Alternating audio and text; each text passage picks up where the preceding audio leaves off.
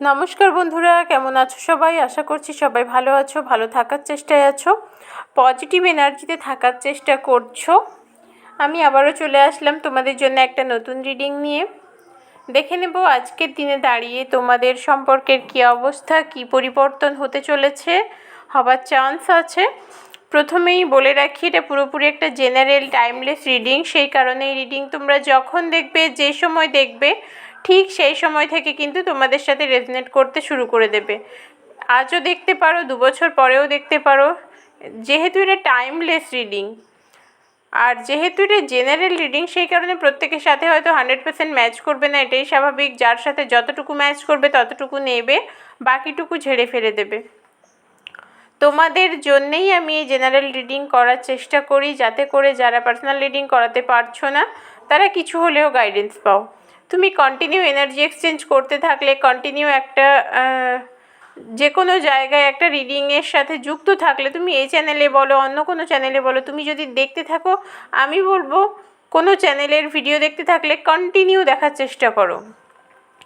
তোমার সাথে দেখবে অনেকটাই রেজনেট হয়ে যাচ্ছে, তোমার পরিস্থিতি তোমার অবস্থার সাথে অনেকটাই মিলে যাচ্ছে।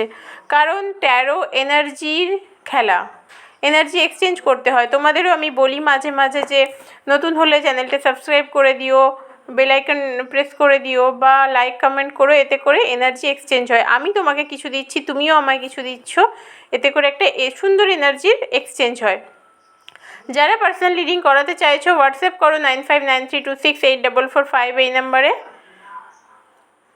চলো দেখে নিই তোমাদের কি এনার্জি, তোমরা কি অবস্থায় আছো। তোমাদের এনার্জি যদি তোমাদের সাথে ম্যাচ করে, বুঝে নিও এই রিডিংটি পুরোপুরি তোমার জন্যে। যদি মনে হয় এই এনার্জি আমার সাথে ম্যাচ করছে না, তার মানে তোমার নয়, রিডিংটি স্কিপ করে যেতে পারো বা গাইডেন্স হিসেবেও দেখতে পারো। আশা করব এই রিডিং থেকে তোমরা কোনো না কোনো গাইডেন্স পাবে। তো চলো প্রথমে দেখে নিই তোমাদের কি এনার্জি, তোমরা কি অবস্থায় আছো।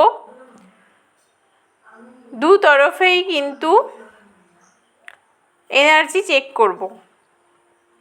তোমাদের মধ্যে ব্যালেন্সের সমস্যা থেকেই গেছে, ব্যালেন্স করার চেষ্টা করছো নিজের জীবনে। বিচ্ছিরিভাবে প্রতারিত হয়ে নিজেকে হারিয়ে ফেলেছিলে, সেখান থেকে উঠে দাঁড়ানোর কথা ভাবছো। অ্যাট লাস্ট মাথায় এসেছে, মাথায় কোথাও স্ট্রাইক করেছে যে না, আমাকে নিজের জন্যে বাঁচতে হবে। সে আমার সাথে প্রতারণা করে চলে গেছে, তার জন্যে আমি আমার নিজের জীবনটাকে শেষ করে দিতে পারি না। কষ্ট হচ্ছে, কষ্ট হওয়াটা স্বাভাবিক, কষ্ট হচ্ছে এখনও পর্যন্ত, কিন্তু তারপরেও মানসিকতার পরিবর্তন হয়েছে। নিজের কথা ভাবতে শিখেছো, নিজেকে ভালো রাখতে শিখেছো, নিজেকে নিয়ে একটা সুন্দর জীবন কল্পনা করছো। আর মানুষ কল্পনা করলে তখনই সেটা বাস্তবে রূপ নেবে।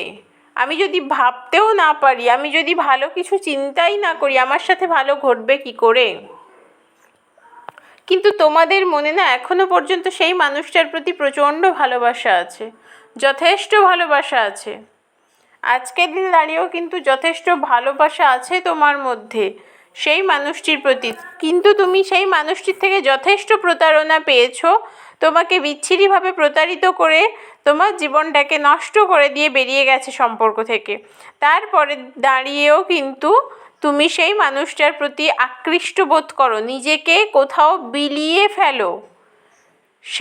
সেখান থেকে আমি বলবো যে তোমরা নিজের কথা ভাবছো, এটা ভীষণই ভালো কথা, কিন্তু একটা মানুষকে অন্ধভাবে বিশ্বাস করো না।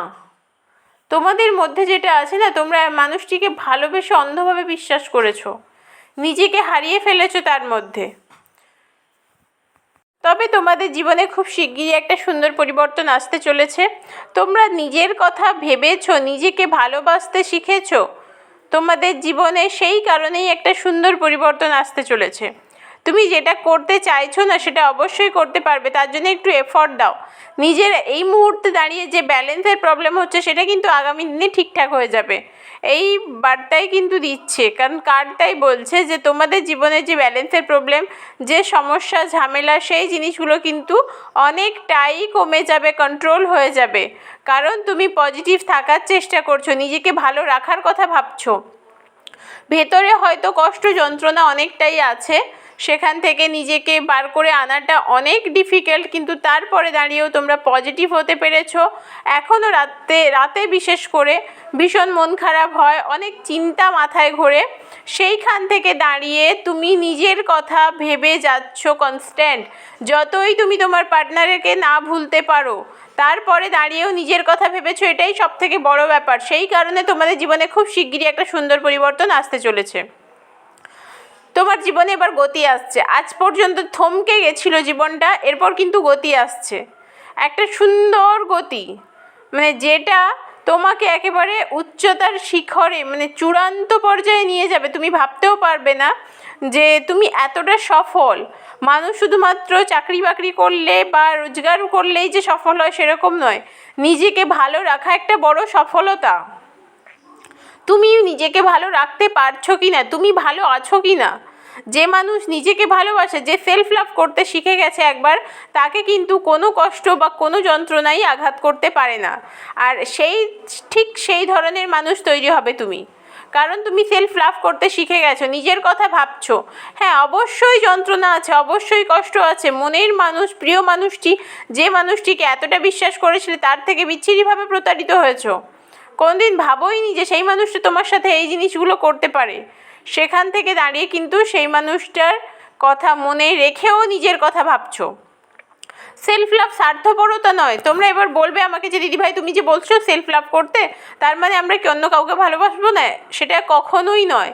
সেলফ লাভ মানে স্বার্থপরতা নয়, কিন্তু নিজেকে ভালোবাসা, নিজের কথা ভাবা, নিজের কেয়ার করা, এই জিনিসগুলো খুব প্রয়োজন আমাদের জীবনে।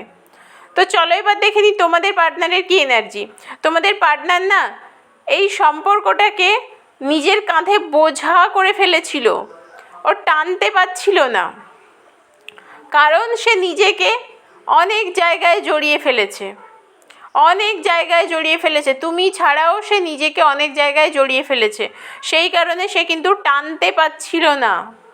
আর সেই কারণে সে ঝেড়ে ফেলতে চেয়েছে, কিন্তু এভাবে ঝেড়ে ফেলতে চাইলেই ঝেড়ে ফেলা যায় না জীবন থেকে। তুমি একটা মানুষকে প্রতারিত করতে পারো, একটা মানুষকে ঠকাতে পারো, কিন্তু তার যে ছায়া তোমার জীবনে থেকে গেছে সেটা কি সরিয়ে ফেলতে পারবে? কখনোই নয়, একেবারেই কখনো সম্ভব নয় সেটা।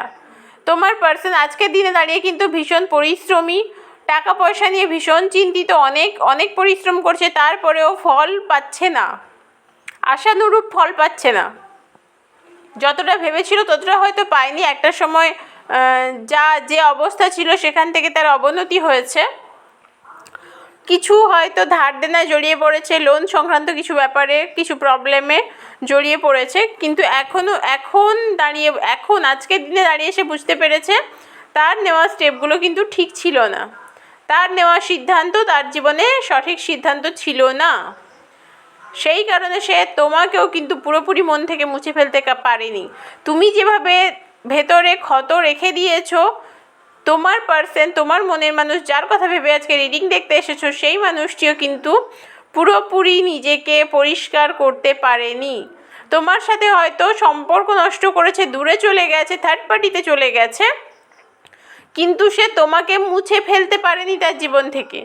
একটা সময় তোমাদের এই সম্পর্কটা যথেষ্ট ভালো ছিল, এবং সেই ভালো সময়গুলো আজকের দিনে দাঁড়িয়ে তাকে অস্থির করে তুলছে, কারণ সে হারিয়ে বুঝেছে যে সে যা করেছে ঠিক করেনি, তার জন্যে অনেক ভালো কিছু ছিল এই সম্পর্কটা।